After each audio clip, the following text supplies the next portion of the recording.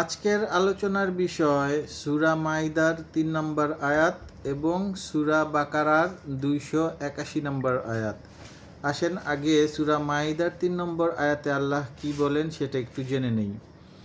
আল্লাহ বলেন, আজ আমি তোমাদের জন্য তোমাদের দিনকে পরিপূর্ণ করে দিলাম এবং তোমাদের উপর আমার নেয়ামত সম্পূর্ণ করলাম এবং তোমাদের জন্য দিন হিসেবে ইসলামকে মনোনীত করলাম।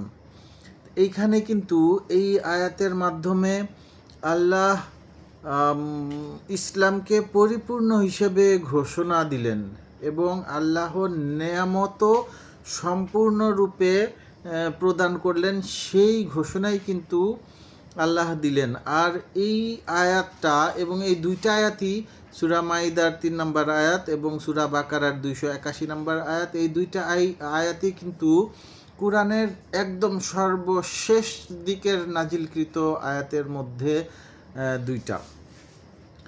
তো যে সূরা মাইদার ৩ নম্বর আয়াত, এইটা কিন্তু বিদায় হজকালীন সময়ে আরাফার দিনে নাজিল হয়। মানে বুঝতেই পারতেছেন যে এটা একদম শেষ দিককার আয়াত। তো এইখানে কিন্তু আল্লাহ বলেই দিলেন যে আজকে আমি তোমাদের ইসলামকে পরিপূর্ণ করলাম আর আমার নেয়ামত, তোমাদের উপর আমার নেয়ামতকে সম্পূর্ণ করলাম আর দিন হিসাবে ইসলামকে মনোনীত করলাম। তাইলে আল্লাহ যেখানে ঘোষণা দিলেন যে আজকে ইসলামকে তোমাদের জন্য পরিপূর্ণ করলাম, তাইলে যে আমাদের এখনকার যেই মানে যারা ইসলামের প্রবক্তা আছেন, আমি কোনো গোষ্ঠীর নাম নিতে চাচ্ছি না, মাঝে মাঝে অবশ্য নেই রাগের কারণে, জিদের কারণে, যে আমাদেরকে এতটা বছর ভুল কেন জানাইলো এবং এখনও কেন জানায়, ক্ষমা সুন্দর দৃষ্টিতে দেখবেন, আশা করি হয়ে যায় মানুষ তো। আচ্ছা, তো যেখানে আল্লাহ মানে দিনকে ঘোষণা দিলেন যে দিনকে পরিপূর্ণ করলাম, তো সেখানে কেন আমাদের মধ্যেকার ইসলামের যারা প্রবক্তা আছেন আমাদের সমাজে এবং তাদের সংখ্যাই বেশি এবং তাদের অনেক অনুদান আছে, তাদের অনেক কাজ আছে আমাদের সমাজে ইসলামকে নিয়ে, কিন্তু তারা তাদের উপর অনেক আসলে দায়িত্ব, তাদের উপর অনেক মানে আমাদের আশা, আমাদের চাওয়া, কারণ ওনাদের কথা কিন্তু বাংলার জনসাধারণ শুনে এবং মানে। ওনারা কেন যে আল্লাহর এই ঘোষণাকে ওনারা কর্ণপাত করলেন না বা এখনও করতেছেন না, যে আল্লাহ বললেন পরিপূর্ণ করে দিলাম, ওনারা কেন তারপরে এই এই এই এই আয়াতের আরও ১৫০-২০০ বছর পরে কেন আরও অনেক কিছু আইনা এখানে ঢুকাইলেন, অনেক হাদিস ঢুকাইলেন, অনেক গ্রন্থ ঢুকাইলেন, বুখারি শরীফ ঢুকাইলেন, মুসলিম শরীফ ঢুকাইলেন, তিরমিজি শরীফ ঢুকাইলেন, আরও কত কিছু ঢুকাইলেন। কেন ওনারা কি আল্লাহর এই কথাকে বিশ্বাস স্থাপন করেননি? আল্লাহ যে বললেন দিনকে পরিপূর্ণ করে দিলাম, ওনারা কি দিনকে পরিপূর্ণ মনে করেন না?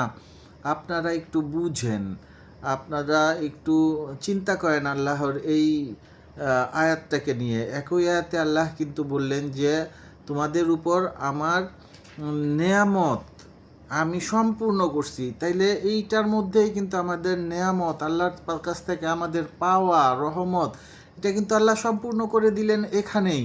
তাইলে আমরা আরও যে নতুন নতুন বিষয়, আরও যে নতুন নতুন বই, হাদিস বই, গ্রন্থ বই, ফিকহ শাস্ত্র, কত কিছু আছে, এইগুলা কেন আমরা অ্যাড করলাম? আমরা কেন সেইগুলাকে ছাড়া পরিপূর্ণ মনে করতে পারি না?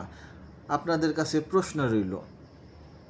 আর শেষ আরেকটা আয়াত যেটা সূরা বাকারার ২৮১ নম্বর আয়াত, এটা নিয়ে মতভেদ আছে, তবে অধিকাংশ মতে এটাই সহিহ মত যে এখানে এইটাই কুরআনের সর্বশেষ নাজিলকৃত আয়াত, সূরা বাকারার ২৮১ নম্বর আয়াত, যেখানে আল্লাহ বলেন যে অবশেষে তোমরা যে যাই করো আমার কাছেই কিন্তু তোমরা ফিরে আসবে এবং মানে ফিরে আসবে শুধু না, পুনরায় ফিরে আসবে। ছিলাম ওখানে, পৃথিবীতে আসছি পরীক্ষা একটা নির্দিষ্ট সময়ের জন্য, তারপর আবার পুনরায় ফিরে যাব। সেই কথাটাই বললেন যে আল্লাহ বললেন যে পুনরায় ফিরে আসবে এবং তখন তোমাদের প্রত্যেকের কৃতকর্মের রেজাল্ট আমি দিব, মানে বদলা আমি দিব এবং পরিপূর্ণভাবে দিব। এবং আল্লাহ বললেন যে কাউকে কারো প্রতি জুলুম করা হবে না। এই বলে আল্লাহ কুরআনকে শেষ করলেন। এবং এখানে কিন্তু আল্লাহ থ্রেট করেননি, এখানে কিন্তু আল্লাহ আমাদেরকে বললেন যে যা করছো ভালো করছো, ভালো ভালো কাজ করো এবং তোমাদের এই ভালো কাজের পরিবর্তে বদলা হিসেবে আমি তোমাদেরকে পরিপূর্ণভাবে দিব, কিছু বাদ দিব না। এবং এটাকে যাতে নেগেটিভভাবে আমরা না নেই সেই জন্য আল্লাহ কিন্তু বলে দিলেন যে কারো উপর জুলুম করা হবে না। তাইলে আমরা এই সহজ কথাটা কেন বুঝি না, কেন মানি না? আমরা কোরআনের সহজ কথাগুলোকে কেন আমল করতে পারি না? আল্লাহ যেখানে কোরআনকে সহজ করে দিলেন এবং প্রত্যেক নামাজের প্রত্যেক ওয়াক্তে সূরা ফাতিহার মাধ্যমে আমরা দোয়া চাই আল্লাহর কাছে যে ইহদিনাস সিরাতুল মুস্তাকিম, আল্লাহ আমাদেরকে সহজ পথের সন্ধান দেন। তাহলে সহজ পথের সন্ধান চেয়ে আমরা কোরআনের আয়াতগুলোর সহজ কথাকে সহজভাবে কেন নেই না? এটাকে কেন পেঁচাই? এটাকে কেন আমাদের মন মতো বানিয়ে নেই? যেভাবে আছে সেভাবে কেন আমরা চিন্তা করতে পারি না? কেন আমরা এটাকে জটিল করি? আপনাদের কাছে আমার